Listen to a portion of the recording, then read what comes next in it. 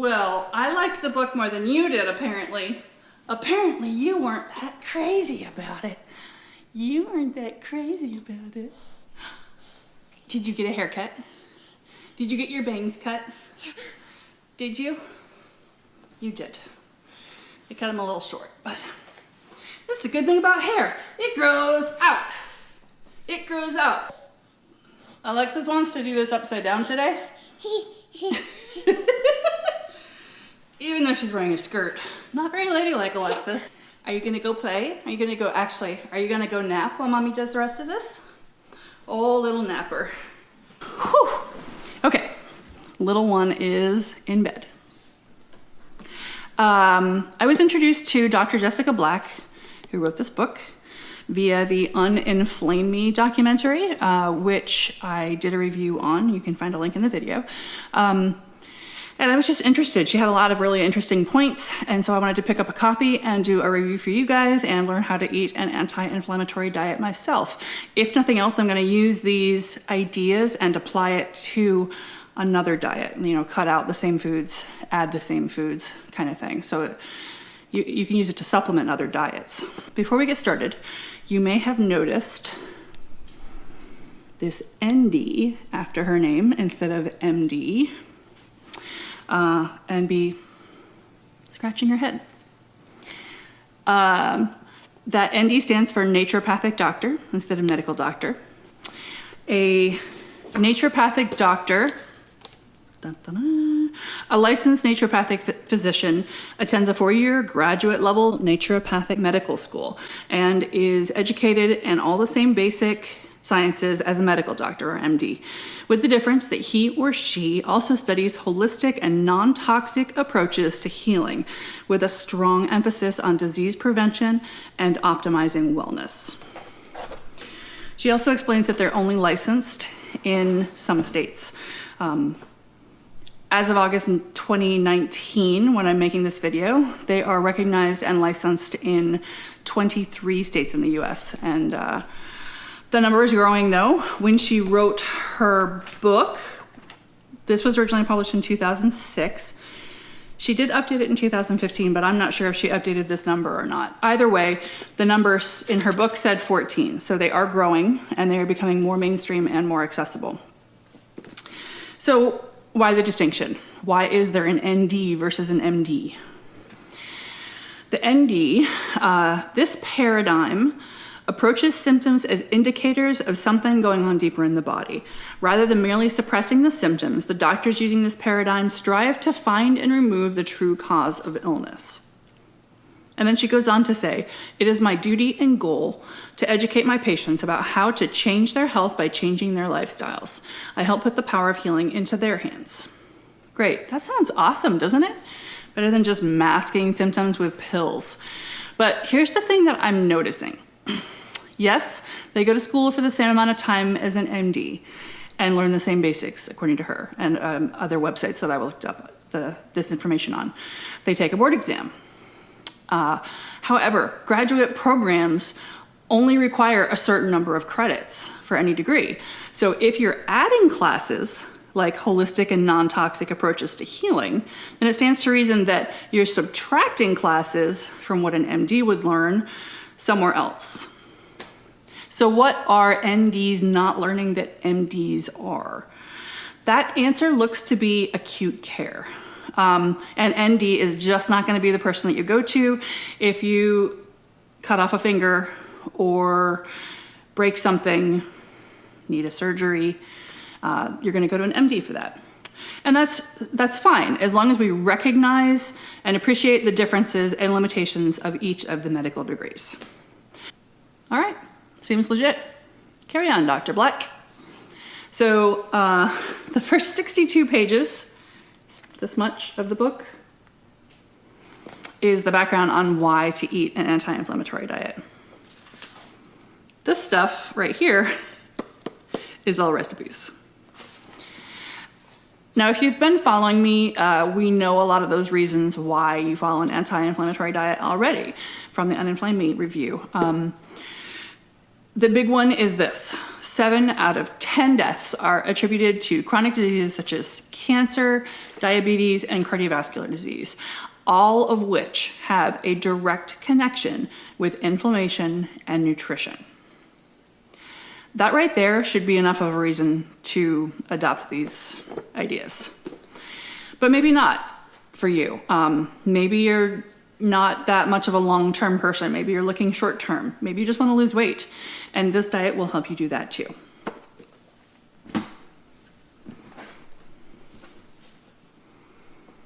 If the blood and lymph are properly supplied with nutrients, and if foods that are difficult to digest or assimilate are eliminated, cellular function, or in other words, metabolism, improves. Dr. Black also emphasizes that there are a lot of things that are on the avoid list only because they are common food allergens or something that causes inflammation in some, but not all people. So once you get started and the diet starts working for you, you can start adding back in certain things that you had been excluding to see if they cause any negative reactions. However, if you do reintroduce them, she does warn you to only eat them sparingly. So you're essentially going through a detox of all the toxins and crap that are a part of what most of us eat daily. Pesticides. Okay, not pesticides. Pesticide residues. Unless you're going out and getting a bottle and chugging it. Don't do that. Okay, antibiotics, hormones, preservatives, heavy metals, and other chemicals like artificial colorings and flavorings, which are in almost everything. They are all contributing to your inflammation. And I hate to break it to you, I'm so sorry, but exercise is also important. Fat cells can store toxins. Remember all that crap we just talked about that you've been eating for years? The stuff that made you sick or overweight? Yeah, that stuff is still sitting in your fat cells. Fat cells are hoarders. Some of you may have heard the old wives' tale or whatever it is, that some of that hoarded stuff will be released from those fat cells as you lose weight and the fat cells shrink. And that's true. I looked up a bunch of studies on this. As they shrink, those fat cells will release those toxins and other stuff that they've accumulated. At least one study suggests that this release of those toxins is actually a potentially dangerous side effect of losing weight, which is crazy. Although another study and a couple others I found actually claimed that and found that our bodies release more antioxidants to help combat those toxins as you're losing the weight. So, yay, bodies, good job. By the way, these toxins sitting in your fat cells are being released into your body, even when you're not losing weight, just at a slower rate. And they'll continue to do so for as long as they sit there. So the positive effects of losing weight far outweigh, pun intended, the negatives. Anyway, exercise helps us to get rid of a lot of the things that your fat cells will be releasing. No juice cleanse or crazy detox needed. Your body is a pretty miraculous self-healer. Now, how do I follow Dr. Black's anti-inflammatory diet? She says your macronutrient percentages should be 20 to 30% protein, 20 to 30% fat, which is primarily a balance of essential fatty acids or good fats, those omega-3s, and 40 to 60% carbohydrates, primarily complex carbohydrates like vegetables. This table is taken from her website, which has unfortunately not been updated much lately, but still good info. Foods to eat. A rainbow of fresh vegetables every week. Root vegetables, mushrooms, seeds including hemp and chia seeds, cold water fish including salmon. This is where you're getting your omega-3s. You can also take fish oil tablets, although there's a study in the New England Journal of Medicine about how taking fish oil tablets don't actually help decrease the risk of heart disease like we thought, but they definitely will help your cholesterol triglycerides, so it's still worth taking.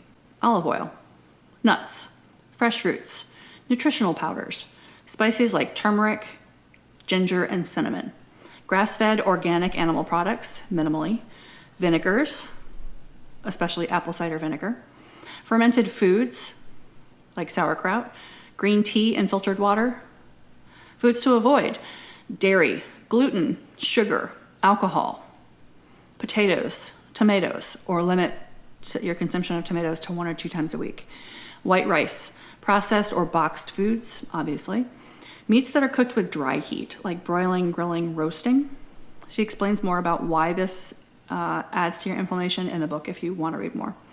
Peanuts, not actually a nut anyway, so they're not to be included with the eat more nuts category. Soy, unless it's fermented. Corn, unless it's organic or non-GMO.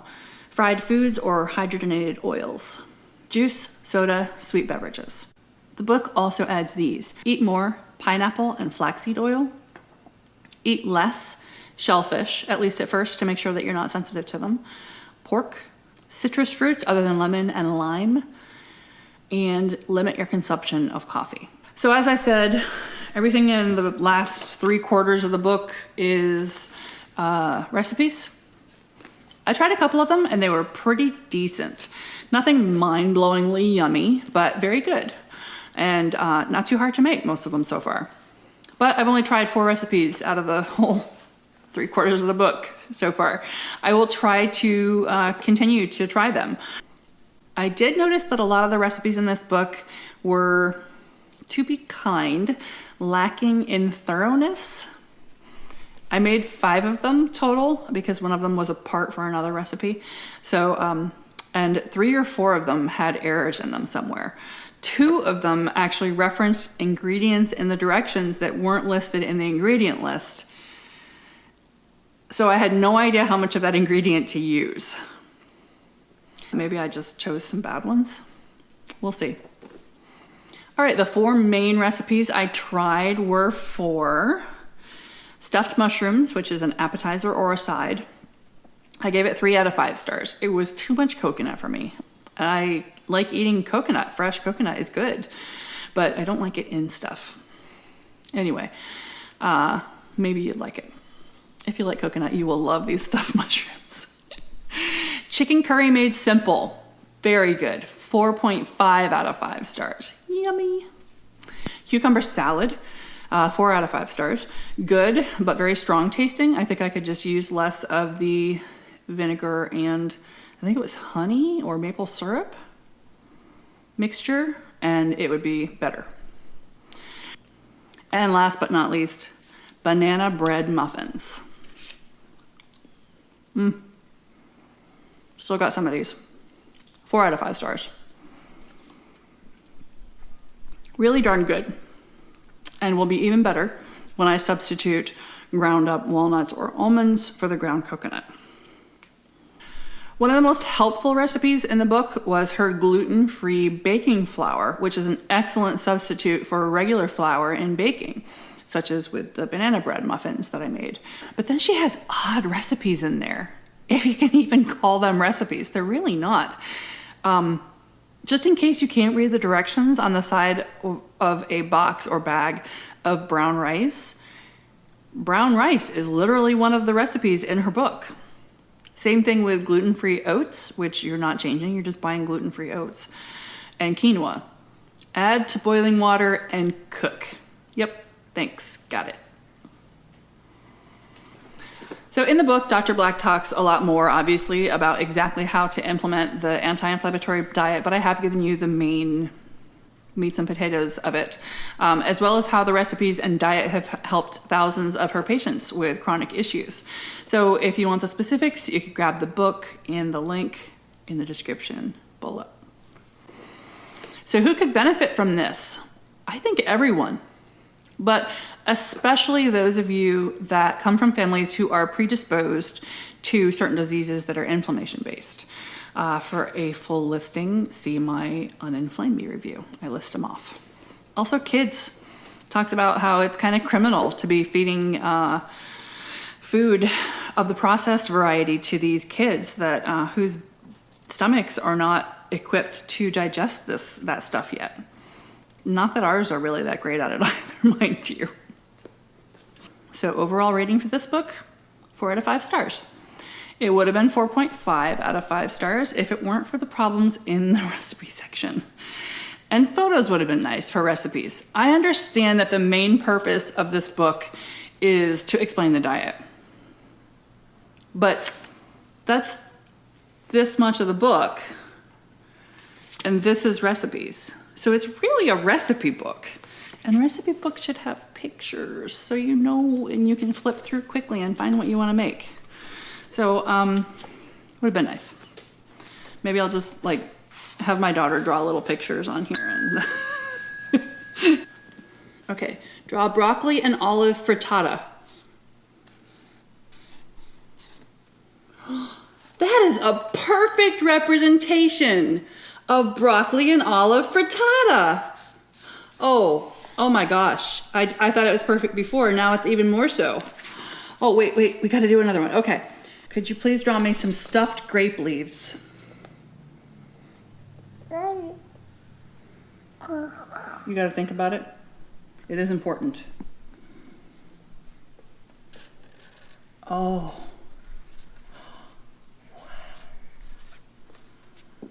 Oh my goodness. Oh, you're getting blue all over your hands. You're getting blue all over your... Look at the blue. Can you say blue? Blue. Good. All right, draw some more grape leaves. I see. So now my book has pictures. Now I can find all the recipes that I need at the drop of a hat. Anyway, this diet is actually really similar to the Mediterranean diet, which is considered by many to be the healthiest diet in the world, at least for your heart. So you can't go wrong giving it a try. It does have a few changes from the Mediterranean diet specific to fighting inflammation, but not that many. And like I said, you can use the concepts in this to apply them to almost any other diet. So if you're a paleo or keto or vegan or vegetarian or just about any other diet you can think of, you can apply the concepts from this book to it. Incidentally, Dr. Andrew Weil, I think that's pronounced right, MD, he has a much more popular and mainstream anti-inflammatory diet out there that looks pretty similar to Dr. Black's. His food pyramid is very similar. The main difference that I am noticing is gluten, which he allows. He claims that there is absolutely no tie between gluten and inflammation. Furthermore, he claims that when you substitute rice flour for wheat flour, which Dr. Black does in her gluten-free flour recipe, you can end up with dangerous levels of mercury and arsenic in your system because of the rice bioaccumulating them from fertilizers, soil, and water. So that's something to consider. Gluten is a hot topic lately, and a lot of people claim that going gluten-free makes them feel better, even if they don't have celiac disease. The wheat that we eat today has been pretty heavily genetically modified. Dr. Black recounts speaking to a woman that was a wheat farmer for her whole life. She said that she could actually remember seeing the physical characteristics of the wheat change through time as we genetically modified it.